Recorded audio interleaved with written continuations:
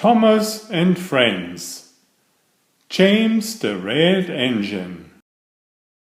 Hi, my name is Werner. I've been reading hundreds of books for you. Please subscribe to see them all. And watch until the end, where a surprise is waiting for you. Mom can help you there. Thank you. James was a new engine with a shining coat of red paint. He had 2 small wheels in front and 6 driving wheels behind. They were smaller than Gordon's, but bigger than Thomas's. "You are a special mixed traffic engine," the Fed controller told James. "That means you can pull either coaches or trucks." James felt very proud. The Fed controller told James that today he was to help Edward pull coaches. "You need to be careful with coaches," said Edward. "They don't like getting bumped. If you bump them, they'll get cross." But James was thinking about his shiny red coat and wasn't really listening. James and Edward took the coaches to the platform. A group of boys came over to admire James. "I really am a splendid engine," thought James, and he let out a great whee of steam. Everyone jumped, and a shower of water fell on the Fed controller, soaking his brand new top hat. James thought he had better leave quickly before he got into trouble, so he pulled away from the platform.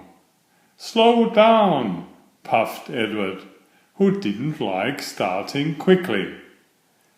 "You are going too fast, you're going too fast," grumbled the coaches.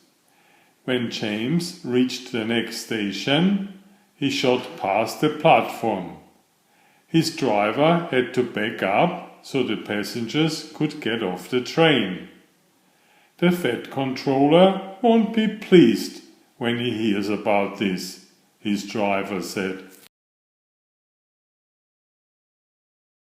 James and Edward set off again and started to climb a hill. "It's ever so steep, it's ever so steep," puffed James. At last they got to the top and pulled into the next station. James was panting so much that he got hiccups and frightened an old lady who dropped all her packages. "Oh dear, the Fed controller will be even angrier now," thought James. The next morning, the Fed controller spoke to James very sternly. "If you don't learn to behave better, I shall take away your red coat and paint you blue," he warned. "Now run along and fetch your coaches." James felt cross. "A splendid red engine like me shouldn't have to fetch his own coaches," he muttered.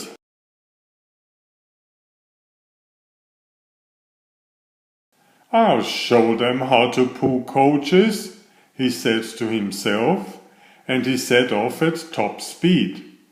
The coaches groaned and protested as they bumped along, but James wouldn't slow down.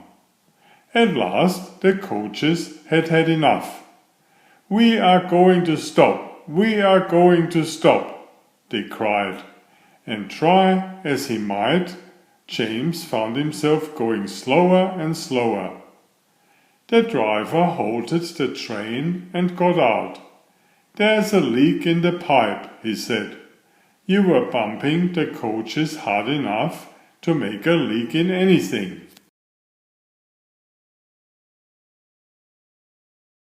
The guard made all the passengers get out of the train.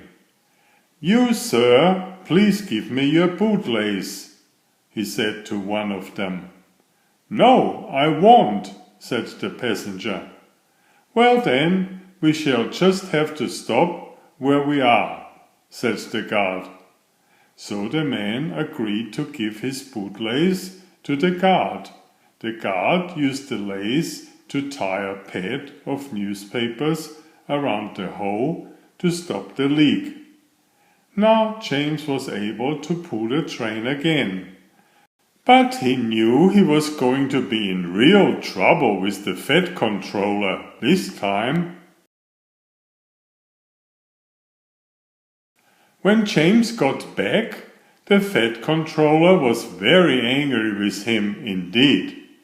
For the next few days, James was left alone in the shed in disgrace. He wasn't even allowed to push coaches and trucks in the yard. He felt really sad.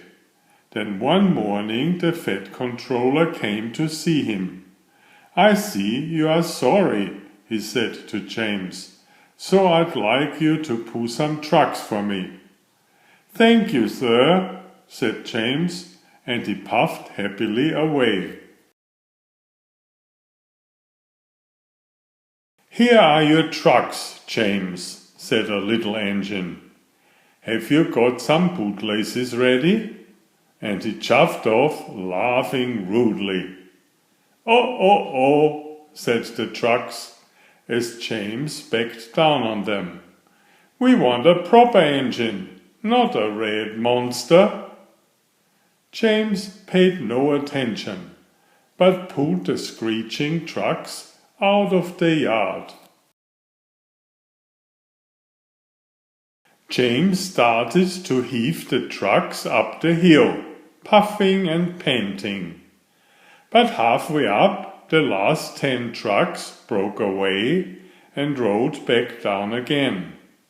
James's driver shut off steam.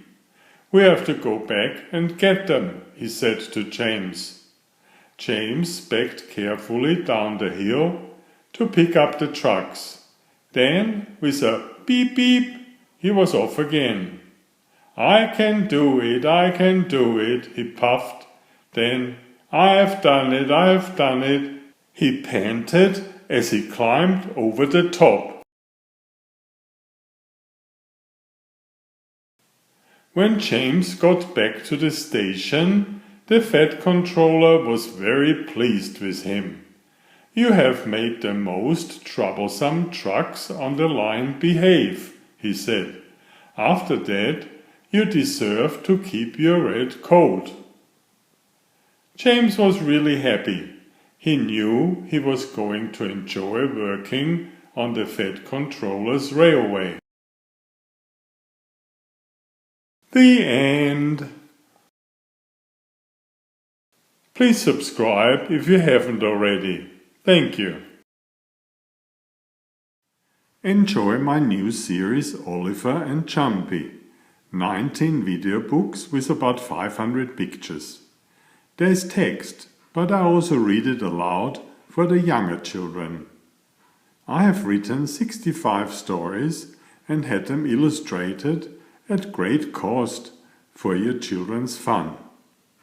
Oliver is an elegant tomcat and Jumpy is his lady friend. Oliver loves to ride in Jumpy's pouch when they go for adventures together. Please find a link to the first book in the description of this video. Please always subscribe and like if you find my effort interesting. Thank you so much.